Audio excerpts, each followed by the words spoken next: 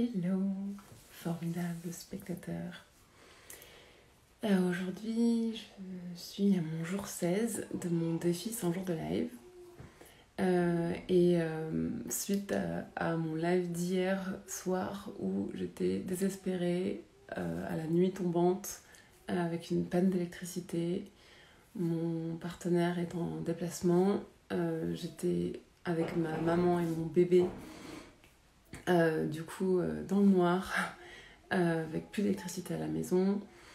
Et donc, je disais hier, on va voir comment je vais parvenir à gérer ça. La conclusion est plutôt mitigée. Coucou Madiquette. La conclusion est plutôt mitigée parce que, alors, d'une part, j'ai réussi à avoir beaucoup de sang-froid. Je savais que, il n'y avait que moi pour régler la situation. Donc, j'ai pu appeler les bons prestataires dans le bon ordre, faire les choses correctement. Finalement, au bout de 3 ou 4 heures, on a fini par avoir un électricien qui est venu diagnostiquer le problème. Et en attendant, j'ai pu rassembler les quelques notions de logique d'électricité pour commencer à tester un petit peu le compteur et à rallumer quelques endroits stratégiques pour pouvoir réchauffer la purée. Mais bon, mon bébé a quand même mangé à la bougie. Mais en fait, j'ai pu gérer finalement. On s'en est sorti, l'électricien a fini par arriver, il a continué ce que j'étais en train de tester sur le compteur et on a fini par isoler le problème. Mais d'une part, j'ai pas forcément réussi à prendre suffisamment de distance avec la situation pour me dire que de toute façon, l'humeur avec laquelle je vais gérer la situation ne va pas en fait, si je gère la situation stressée, ça ne va pas plus m'aider que si je la gère avec discernement et avec finalement un peu plus de détachement. Hier soir, le détachement c'était compliqué. J'ai pu gérer la chose et sans m'énerver ni rien, sauf que à un moment, mon compagnon qui était à distance a voulu prendre des nouvelles et moi j'avais trop de trucs en tête, je faisais des allers-retours avec le garage et donc j'ai pas pu vraiment être rester calme et je l'ai un peu raccroché au nez et donc je me rends compte que je pourrais être encore prendre un peu plus les choses avec discernement et conscience et me dire que de toute façon le problème est là et donc la façon dont je vais le gérer finalement va avoir un impact aussi sur ce que les autres vont vivre autour de moi et ce que même moi je vais vivre. Donc je retiens que je suis vraiment j'ai encore pas mal de chemin à faire. Et puis ça m'a inspiré une autre réflexion que j'ai depuis très longtemps, qui est à chaque fois que je suis confrontée avec un problème comme ça pratique, c'est je suis vraiment je suis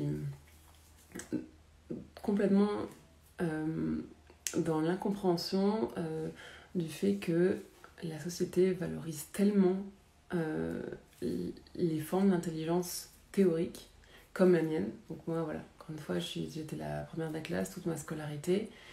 Je pouvais faire n'importe quelle dissertation, thèse, antithèse, synthèse. J'étais une matheuse, j'avais des bonnes notes partout dans toutes les matières.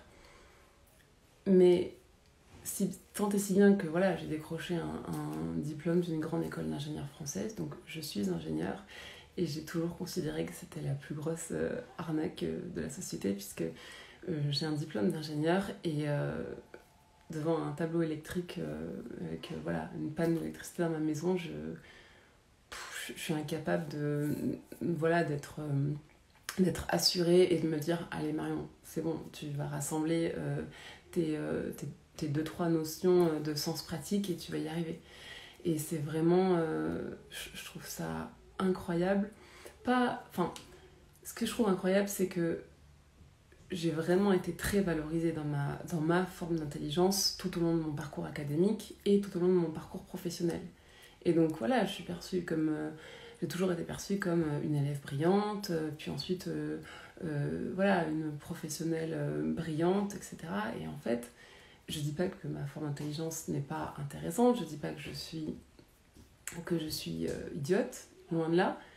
C'est juste que je suis abasourdie de voir à quel point on valorise les intelligences théoriques et on ne valorise pas les intelligences pratiques. Et donc, des personnes qui ont un sens pratique, qui ont un sens logique, et qui vont voilà, qui vont savoir se servir de leurs mains, qui vont vraiment pouvoir se sortir de situations finalement beaucoup plus courantes qu'une négociation devant un PDG du CAC 40, eh bien, eux, on ne va pas valoriser cette forme d'intelligence-là. Souvent, voilà, les personnes qui ont une intelligence beaucoup plus pratique que théorique, ben, très rapidement, on va leur dire que voilà, ils ne sont pas faits pour vraiment réussir dans leur vie, décrocher des postes intéressants, et donc souvent, ce sont des enfants et des adolescents qui se dévalorisent assez rapidement, et voilà, en tout cas qui ne sont pas valorisés par la société. Et ça a toujours été pour moi un énorme questionnement, parce que je me suis toujours un peu considérée comme, voilà, pas une imposteur, mais en fait, voilà, j'ai toujours pris la mesure de ma forme d'intelligence à moi, voilà, très dans les bouquins, très studieuse, et j'ai toujours eu conscience aussi de mon manque de sens pratique. Et aujourd'hui, je me rends compte que voilà, quand je vois mon frère par exemple qui n'était pas premier de la classe, qui n'adorait pas les études, mais par contre qui retape toute la maison de nos grands-parents tout seul, sur des travaux que je comprends même pas quand il me parle, en fait, je comprends pas le vocabulaire, il essaie de m'expliquer comment il a pu refaire les combles, et moi je ne comprends même pas. Et donc je me dis, ok, et donc moi je suis bac+6, ingénieur, lui il n'est pas du tout bac+X, et en fait je comprends rien à ce qu'il me dit. Et donc tout ça pour dire que je trouve vraiment dommage que dans notre système, je vais parler du système français, mais on ne valorise que certaines formes d'intelligence, en tout cas beaucoup plus que d'autres, alors que en réalité dans la vie de tous les jours on a quand même beaucoup besoin des intelligences pratiques, et que même sans parler de quoi on a besoin quand, mais en fait toutes les formes d'intelligence ont leur valeur. Et moi, sans l'intelligence pratique de l'électricien d'hier, ben voilà, j'étais en panique. Et voilà, donc moi, quand j'ai quitté mon job en fin 2021, j'avais pour projet de créer des centres d'orientation pour les jeunes, pour justement valoriser toutes les formes d'intelligence. Je pense sincèrement qu'il y a des dons en chacun de nous, et que le rôle de tout accompagnant de l'enfance, que ce soit les parents, les éducateurs, les enseignants, etc., c'est vraiment d'observer l'enfant, et de nourrir ses centres d'intérêt et de valoriser ses atouts. Et voilà, je trouve qu'en France, on pointe vite du doigt là où on n'est pas bon, sauf que on mesure le fait qu'on soit bon juste sur les intelligences théoriques. Donc voilà, dès qu'on n'est pas bon sur les intelligences théoriques, ben, on est pointé du doigt. Et malheureusement, on ne met pas le focus sur les atouts, les dons, Donc voilà, quelqu'un qui par exemple serait plutôt bon en général et pas bon en maths, ben, qu'est-ce qu'on va faire? C'est qu'on va lui donner des cours de maths en privé, on va mettre le focus sur les maths pour qu'absolument il puisse rétablir ses points faibles. Et qu'est-ce qu'il va faire? Qu'est-ce que va faire cette personne? La première chose qu'elle va faire cette personne dès qu'elle aura passé son dernier examen de maths, elle va plus jamais vouloir entendre parler des maths de sa vie. Parce qu'en fait, on aura appuyé sur un point qui n'est pas un point d'excellence de cette personne, qui n'est pas un point d'intérêt de cette personne, et on aura focusé dessus au lieu de focuser sur les dons naturels de la personne, l'appétence naturelle de la personne.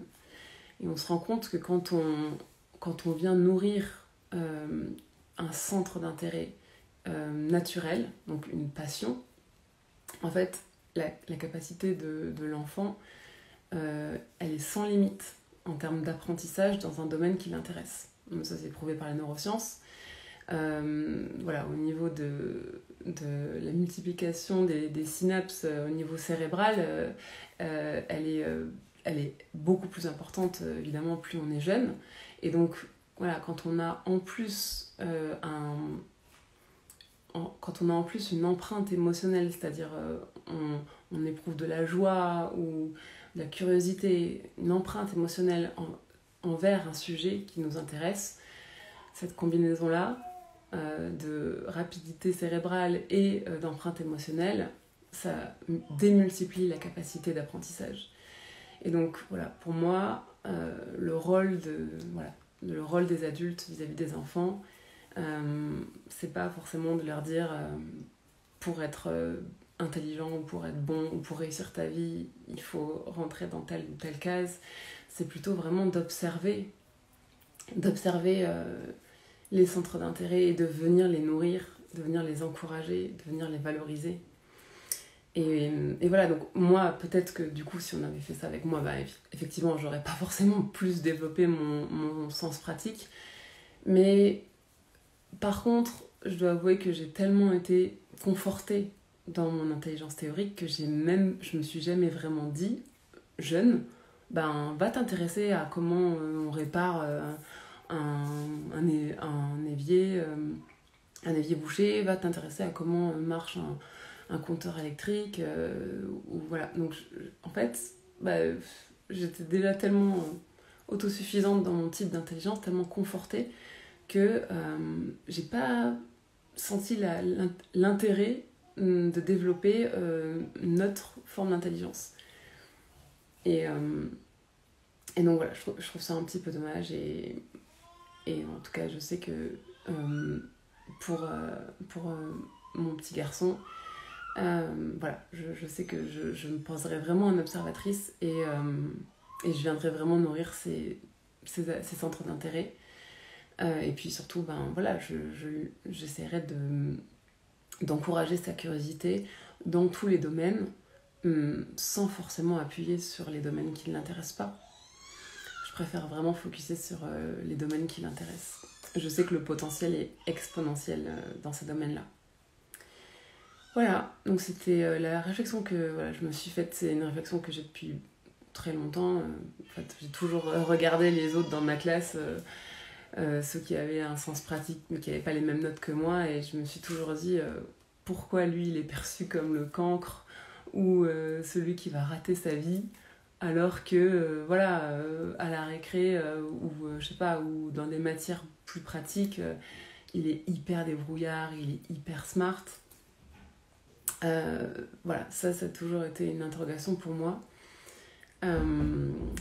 Donc voilà, le petit épisode d'hier m'a rappelé vraiment cette conviction forte comme quoi toutes les formes d'intelligence comptent. Voilà, c'était la réflexion de la soirée et de la journée. Et sur ce, je fais un gros bisou à Elsa, mon chéri et Magiquette qui ont assisté à ce live. Et un gros bisou à tous ceux qui le découvriront plus tard. Bon après-midi!